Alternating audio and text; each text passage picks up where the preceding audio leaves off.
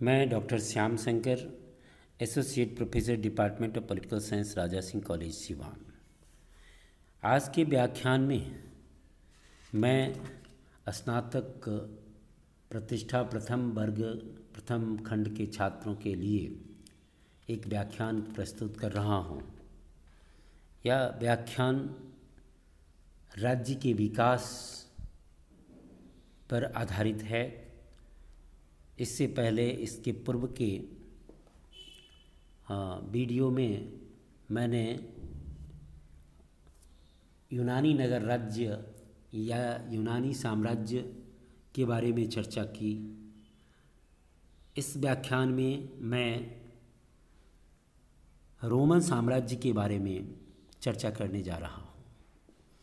जैसा कि हम पहले चर्चा कर चुके हैं कि आज जो हम वर्तमान में राज्य देख रहे हैं वह एक जटिल राज्य है और यह इतना अधिक जटिलता प्राप्त कर चुका है कि यह व्यक्ति के जीवन के प्रत्येक पहलू से संबंधित हो गया है।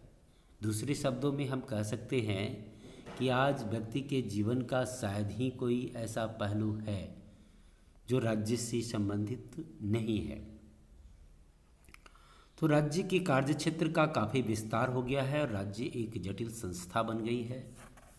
यह जो वर्तमान रूप है यह एकाएक नहीं है, बल्कि इसका धीरे धीरे विकास हुआ है और राज्य के विकास की कई अवस्थाएं रही हैं जिनका चर्चा मैंने पहले के व्याख्यान में किया है। इनके अध्ययन के लिए हम इनको कई रूपों में बांट करके, कई अवस्थाओं में बांट करके अध्ययन करते हैं, जैसे आदि राज्य, पूर्वी साम्राज्य, यूनानी नगर राज्य, रोमन साम्राज्य, सामंतवादी राज्य और आधुनिक राष्ट्र राज्य। फिर इससे आगे की परिकल्पना में विश्व संघ या वैश्विक राज्य आता है। आज की व्याख्यान में रोमन साम्राज्य पर हम चर्चा करेंगे। रोमन साम्राज्य यूनान के नगर राज्यों की भांति ही रोम का जो राजनीतिक जीवन था वो प्रारंभ में एक नगर राज्य से ही शुरू हुआ। हालांकि पहले इसका कोई विशेष महत्व नहीं था, लेकिन मुख्य रूप से यह नगर राज्य जहाज रानी यानी समुद्री व्यापार के एकमात्र केंद्र होने के कारण और इसकी जो स्थिति थी एक महत्वपूर्ण नदी पर थी, इसलिए यह काफ़ी प्रभावशाली बन गया। इस क्षेत्र में रहने वाले विभिन्न कबीलों में एक ही तरह का धर्म प्रचलित था। धार्मिक उपासना के कारण भी इनमें एकता की भावना बनी और अपने इस प्रकार से ये एकता की भावना के कारण आपस में ये लोग एक शक्तिशाली रोम नगर राज्य का विस्तार, रोम नगर राज्य बना और फिर ये अपने राज्य के विस्तार के लिए आगे बढ़े। पहले इसने इटली के नगर राज्य को अपने में मिलाया, फिर धीरे धीरे फ्रांस, स्पेन, इंग्लैंड, जर्मनी आदि यूरोपीय देशों में ही इसने अपना साम्राज्य कायम नहीं किया, बल्कि इसने ग्रीस, मिस्र और एशिया माइनर आदि दूर दूर स्थित प्रदेशों को भी जीतकर अपने में शामिल कर लिया। इस प्रकार रोम एक विशाल साम्राज्य का स्वामी बन गया और रोम से ही संपूर्ण साम्राज्य का शासन किया जाने लगा। इस प्रकार के विशाल साम्राज्य के लिए रोम ने उस समय की दृष्टि से बिल्कुल नए तरह की शासन पद्धति का आविष्कार किया।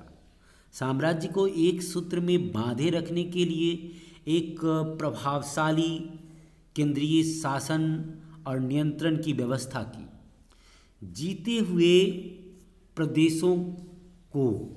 जीते हुए भूभाग को विभिन्न प्रदेशों में, छोटे छोटे प्रदेशों में बांट दिए और हर प्रदेश में एक रोमन अधिकारी को नियुक्त किया गया जिसे प्रोकॉन्सल कहा जाता था।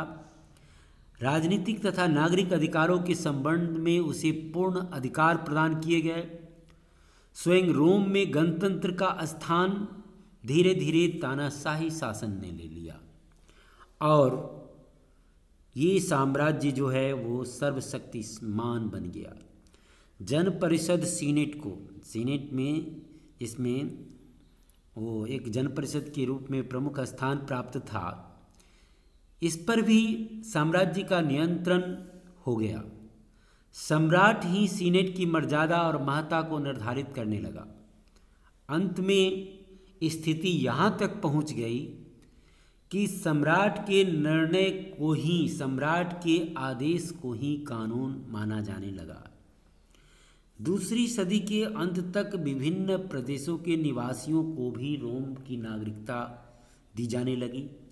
इसी बीच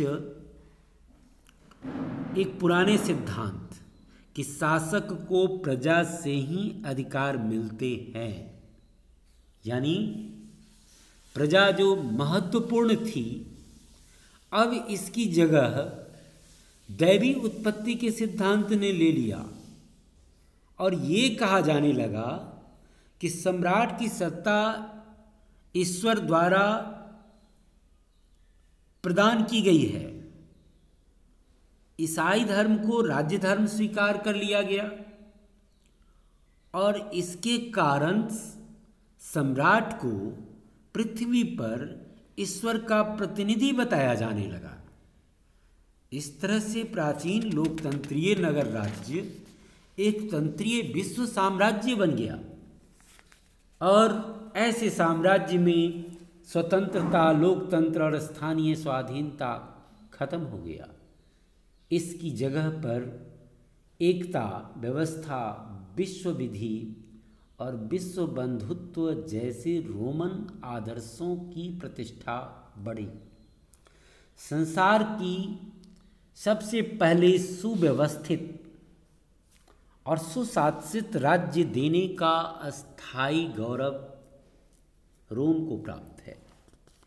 रोम का शासन पश्चिम में 5000 वर्ष तक तो पूरब में 1500 वर्ष तक लगभग कायम रहा। रोमन साम्राज्य के ढांचे के आधार पर ही कैथोलिक धर्म संघ ने अपना संगठन स्थापित किया और रोम की व्यवस्था को देख करके ही पूरे मध्य युग में एक विश्वव्यापी साम्राज्य की भावना लोगों के मस्तिष्क में घूमने लगी। रोमन विधि, उसके उपनिवेश, नगर पालिकाओं की शासन व्यवस्था आधुनिक युग को रोमन साम्राज्य से वसीयत में मिली है।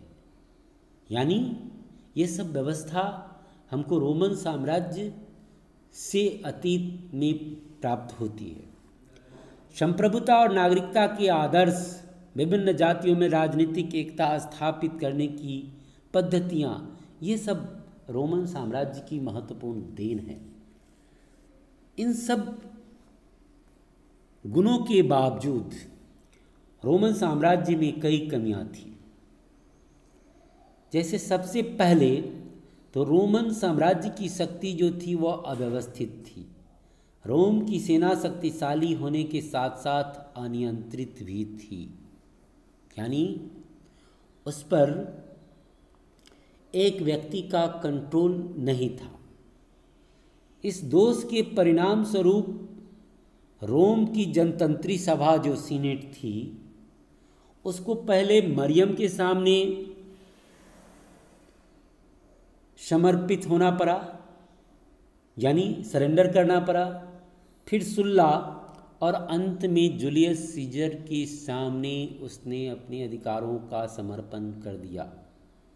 इस अव्यवस्थित शक्ति का परिणाम ये हुआ कि रोम का जनतंत्र तानाशाही में बदल गया। जूलियस सीजर के भतीजे ऑक्टेवियन सीजर ने तो इससे भी आगे बढ़ कर के वहाँ वंश परंपरा की ही शुरुआत कर दी और वंश परंपरा पर आधारित शासन का श्री गणेश वहाँ हो गया। इसके साथ साथ वहाँ दास प्रथा भी प्रचलित थी। इतने उन्नत साम्राज्य होने के बावजूद भी उसमें दास प्रथा प्रचलित थी। जनता का अधिकांश भाग जो है या अधिकांश जनसंख्या दासों का था, जिनका राज्य के प्रति कोई लगाव नहीं था। वे नितांत उदासीन थे। वास्तव में रोमन साम्राज्य में एकता की प्राप्ति के लिए व्यक्तिगत स्वतंत्रता और जनतंत्र का बलिदान कर दिया था। यूनान तथा रोम दोनों की ही अपूर्णता की चर्चा करते हुए गेटल लिखते हैं कि यूनान ने बिना एकता के प्रजातंत्र का विकास किया, यानी यूनान में प्रजातंत्र थी लेकिन एकता का अभाव था, जबकि रोम में प्रजातंत्र के बिना एकता की प्राप्ति की, यानी वहाँ एकता तो थी रोम में लेकिन प्रजातंत्र नहीं थी। रोमन साम्राज्य के पतन के कारण कई और भी थे, जैसे जो शासक हुए उनके संवेदनाओं में कमी, हृदयहीनता की स्थिति, उच्च वर्गों का नैतिक पतन हो गया था। कई महामारियां भी आई, बीमारियों का दौर भी चला जिसमें शासक ने जनता की परवाह नहीं की। साम्राज्य का आर्थिक आधार कमज़ोर हो गया। सम्राटों के उत्तराधिकार के निर्णय के लिए कोई स्पष्ट विधि नहीं थी, जिसके चलते आपस में झगड़े बढ़े, धार्मिक अव्यवस्था फैली और बर्बर जातियों ने इन पर हमले करने शुरू कर दिए।